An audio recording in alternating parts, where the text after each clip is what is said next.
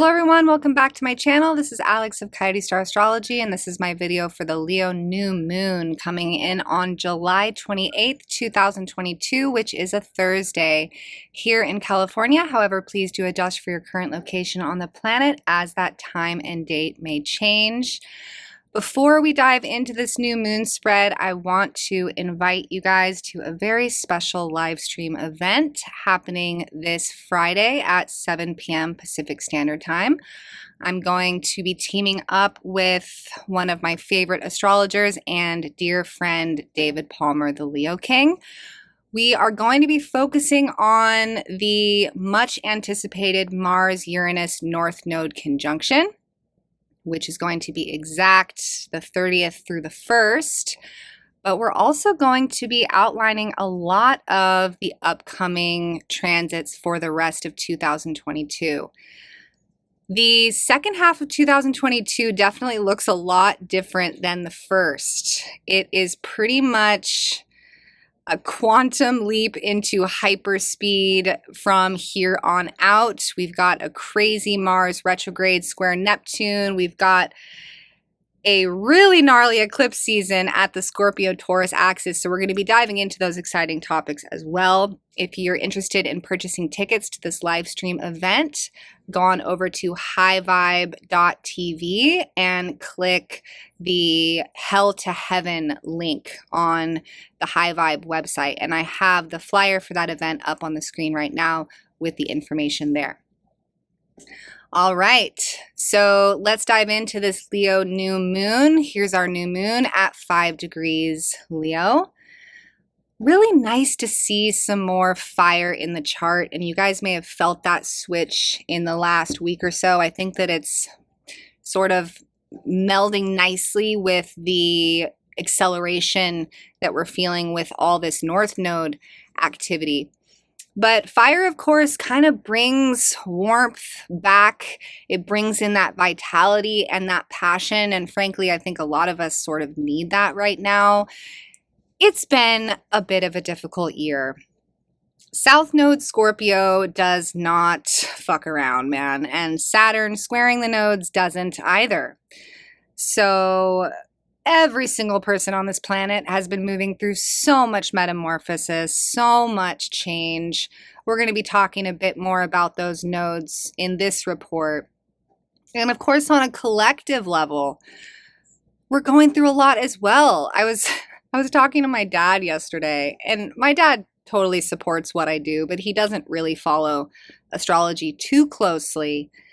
And he was like, God, Alex, I don't know what's going on in the stars, but things are crazy right now. It feels like everything is just like subtly really fucked up, man. To which I said, subtly? It's pretty gnarly out there, man. It is wild. And what I like about this Leo new moon, especially because when we look at the aspects, the Leo moon, of course, this chart is ruled by the sun. Sun rules Leo. And it's trined by Jupiter. Almost exact. That's a nice, tight 3-degree orb trine. And Jupiter in Aries, that's more fire. So both Aries and Leo have to do with courage, bravery, initiative, passion. It's that bold energy, that arrival energy that really helps us step up and tackle the goals that we're trying to move towards. And with Leo, we are always looking at what we're here to express in life. And, you know, if you read classic astrology books, they always say creativity with Leo. And like I tell my clients in our sessions, I think that we often associate creativity with those more obvious sort of like artistically creative things like painting or drawing or dancing or whatever, and that's obviously encompassed in this. But creativity, when we're talking about Leo, refers to anything that the soul is here to uniquely express.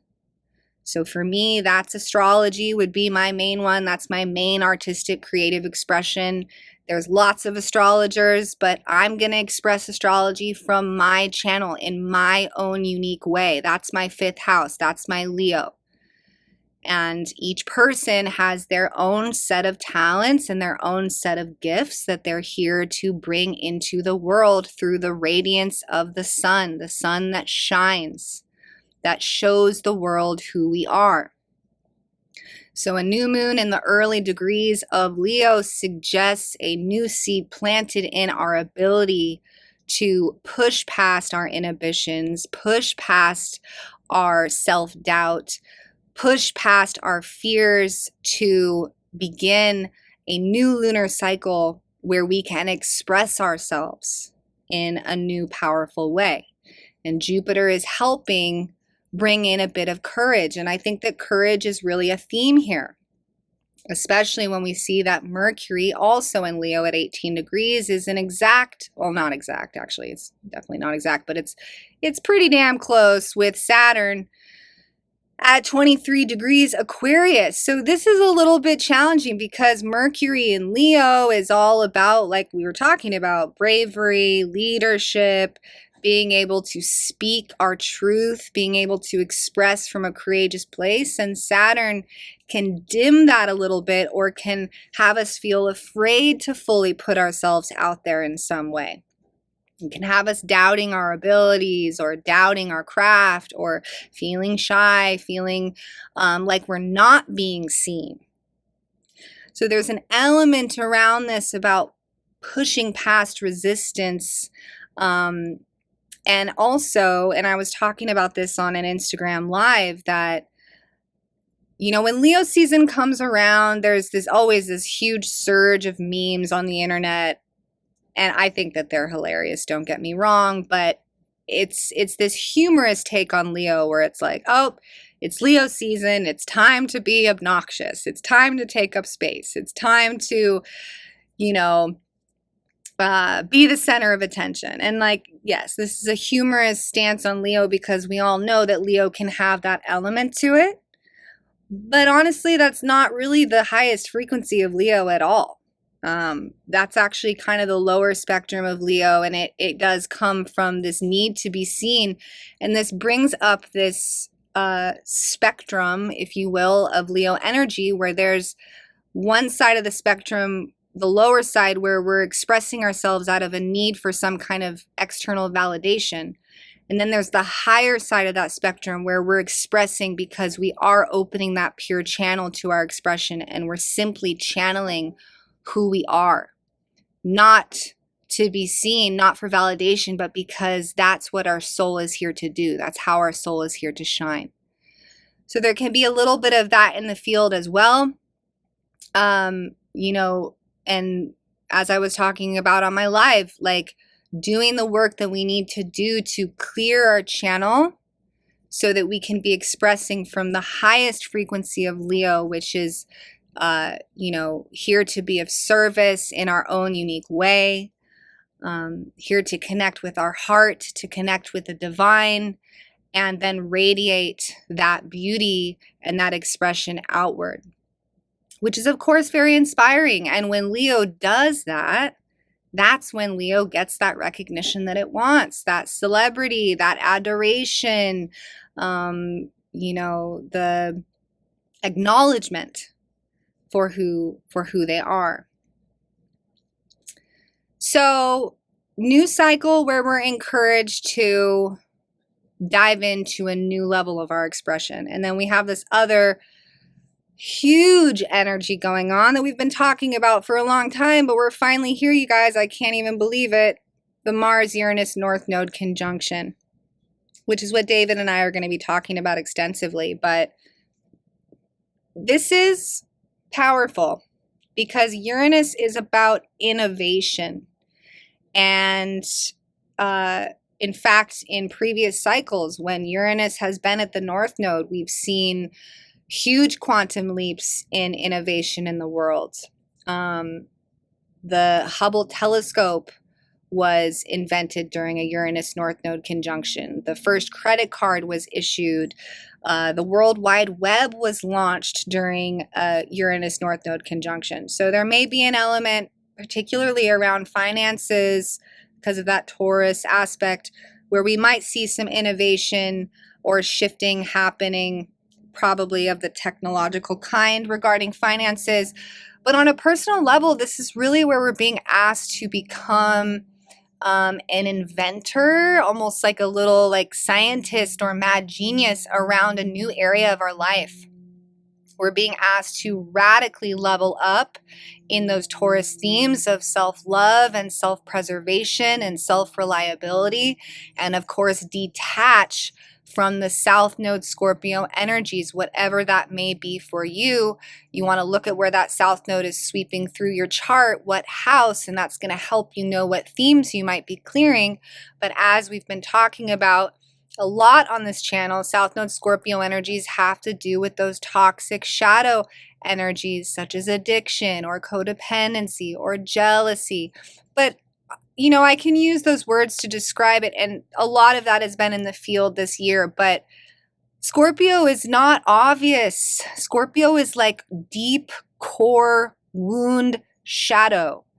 It's deep in the subconscious. It's not easy to understand. That's why Scorpio is associated with like psychoanalysis and investigation, criminal investigation, putting pieces together, following the trail back in time, following our psyche back into the past to discover the root cause of some of these afflictions, some of these fears, some of these shadows.